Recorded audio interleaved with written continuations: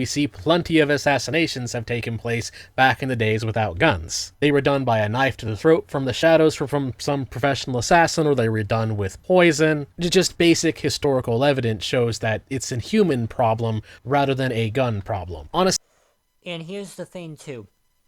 People who want to ban guns do not understand logic. They don't. The thing is that in cities, in countries, in any area that does not have guns, there's no firearms whatsoever.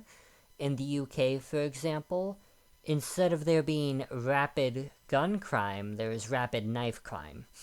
And at least with the case of guns, say what you must about guns, you have a woman, you have a child, you have a person in a wheelchair, you have someone who's weaker.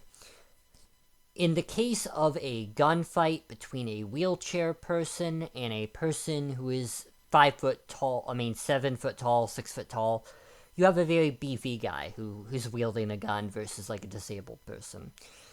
In the case of that, the disabled person can defend themselves. Or if you have a woman, the woman can defend themselves. You have a meekly guy, the guy can defend themselves, you know? So the difference here being, with the case of gun crime versus knife crime, it's actually better for the average person in a situation where there's guns all over the place. Because if there's a big 6 foot guy with a knife, and I have a knife, and this guy's like beefy, he's bulky, I'm just dead. I can't put up a fight. I'm just dead. That guy murders me. If we both have guns, there's a chance I win. But there's no chance I win with 6 foot guy with knife. He just stabs me. He kills me easily. Also, if you're wondering why I said defense twice or defend twice, it's because I thought I mispronounced it. But my point being is that in the case of somebody who has access to firearms, they are more safe in a firearm society than in the case of a society where everyone has guns. Everyone has knives. Because in the case where everyone has knives, you're just gonna lose. Even if you're having a knife and someone's bigger than you, it doesn't really mean much. If you're a woman, you're like a 5'2" woman, for example, you have a knife on you, you're like a little white woman, and there's a 6 foot black guy, he doesn't have a knife, but he has his hands. Even if that woman tries to mess him up, unless she gets a hit in, unless she gets a stab in, she's just kind of dead. The guy's bigger and stronger.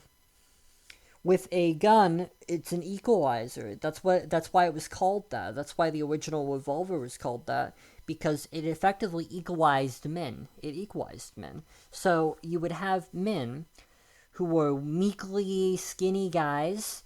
They could defend themselves now. They couldn't really defend themselves before, where now they can. And so, in a society where everyone has guns, it's probably the most safe society. Like, say, for example, a school shooter goes into a school. If all the kids have guns and the teachers have guns, that kid doesn't make it past 2 kills. That kid's getting popped in the head pretty quick. So, that's the thing, too. When these school shooters go into schools, none of the teachers are armed, none of the students are armed, so they have no way of defending themselves. That's why the school shooting totals get so high. If that kid knew there was deathly consequences for his actions, then he wouldn't do it. And that's the thing with a lot of these shooters. If they knew the place was armed to the teeth, they wouldn't be doing this. So I think if that place was more armed, the place that shooter shot at Charlie Kirk, if that place was more armed, he probably wouldn't have died. That kid probably would have got shot right in the fucking skull right before he even got a kill.